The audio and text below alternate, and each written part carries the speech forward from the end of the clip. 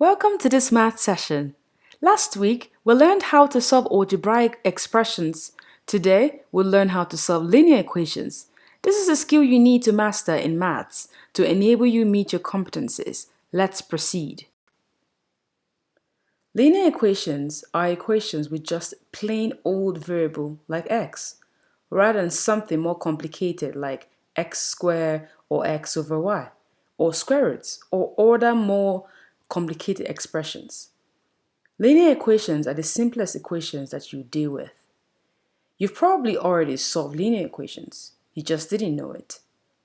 Back in your early years, when you were learning addition, your teacher probably gave you worksheets to complete that had exercises like the following.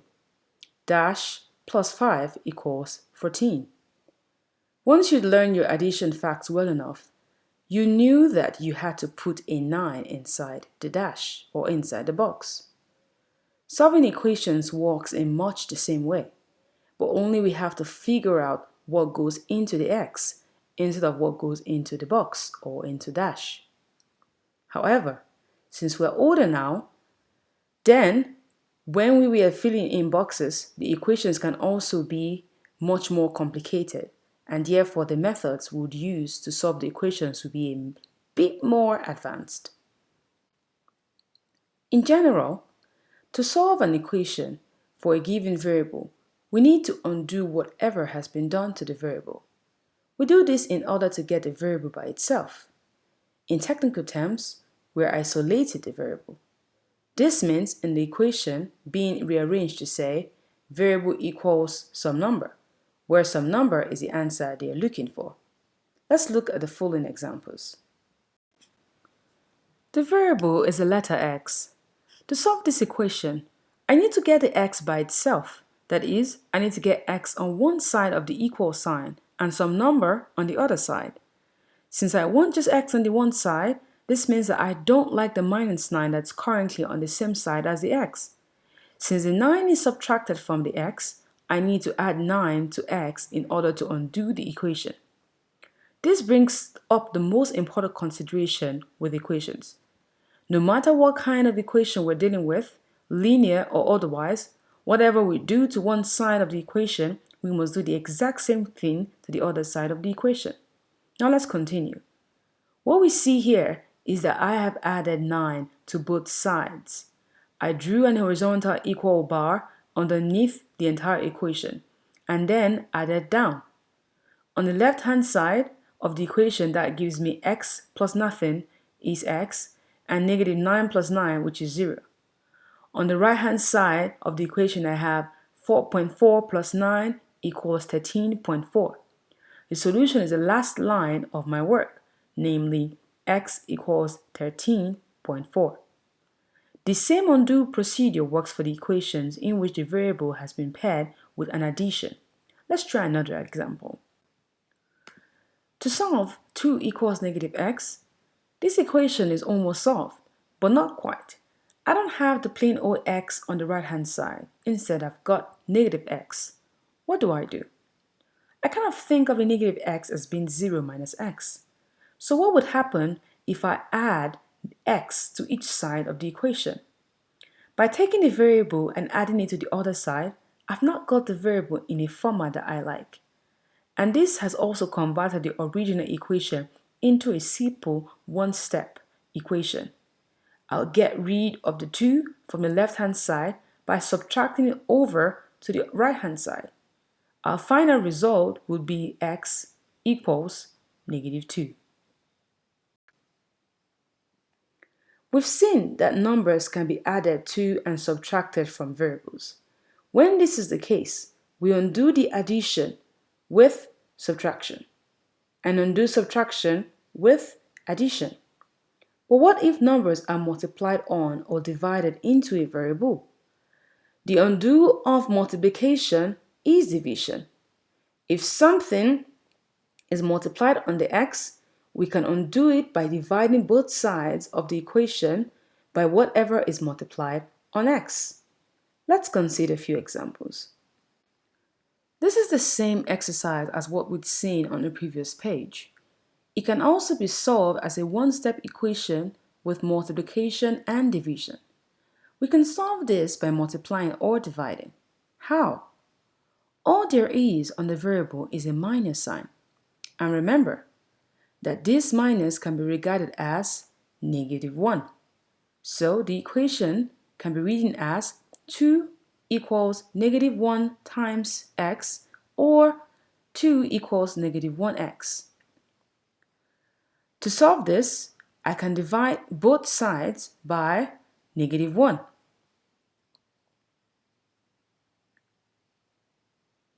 And when we do this, x equals -2. This is the same answer as I got the last time. Let's try one more example. In this equation, the variable is divided by a 5. Well, I'll actually call it a -5 because I want the x by itself, which will include getting rid of the minus sign. To get the x by itself, I need to undo the current division. The undo of division is multiplication. So, I'll multiply both sides of the equation by -5. This will clear the denominator. When we do this, x is therefore equal to -15. For multi-step linear equations, we'll be using the same steps as we have previously. The only difference is that we won't be done after one step. We'll still have to do at least one more step.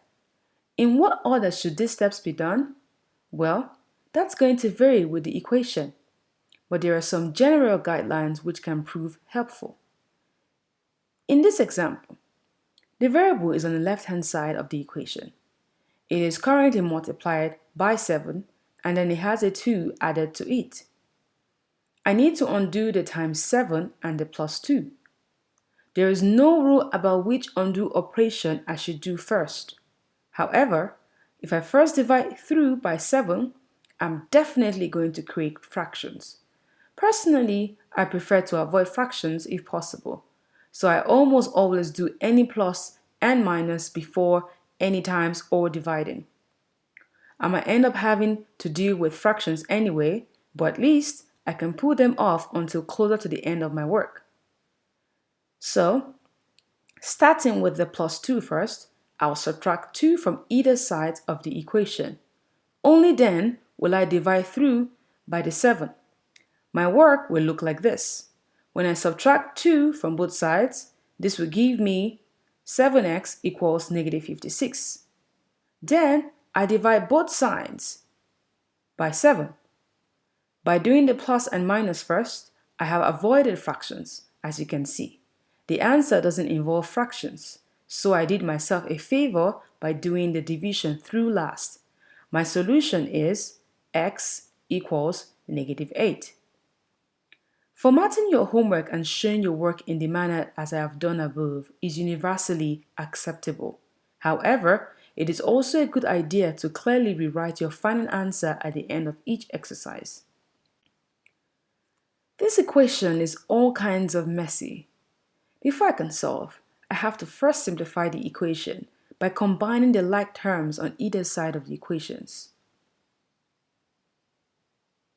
Finally, I would have -2 plus 4x equals 3x minus 2. Now that I've simplified each side of the equation, I can do the solving. First, I'll collect like terms by moving the variables to the left side and moving the non-variables to the right-hand side. There is no way to move your like terms. Either way is correct. After collecting like terms, our equation becomes 4x minus 3x equals -2 plus 2. Now we can further solve this equation. 4x minus 3x becomes 1x, also written as x, and -2 plus 2 is 0. Our final answer is x equals 0. It is perfectly fine for x to have a value of 0.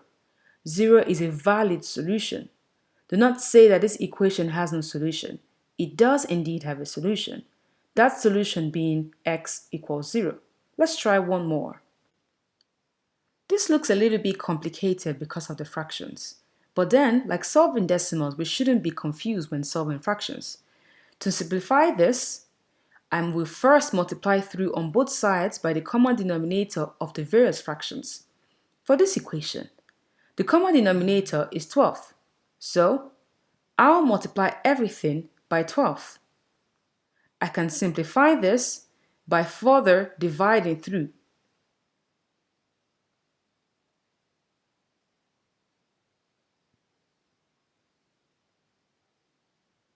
When I do this gives me 3x plus 12 equals 2x plus 6. Now our equation looks easier and we can go ahead to collect like terms. When we collect like terms, we'll have 3x minus 2x equals 6 minus 12. When we finish solving this, x is equal to negative 6. Go ahead to try your hands on these few problems. You can proceed now to Google Classroom to finish up the assessment there. This also brings us to the end of this lesson. Maximize all the resources posted on this platform to stay on track with your learning. Kindly click on the like and subscribe button in order to stay tuned to the Abarso channel for more videos. Thanks for watching.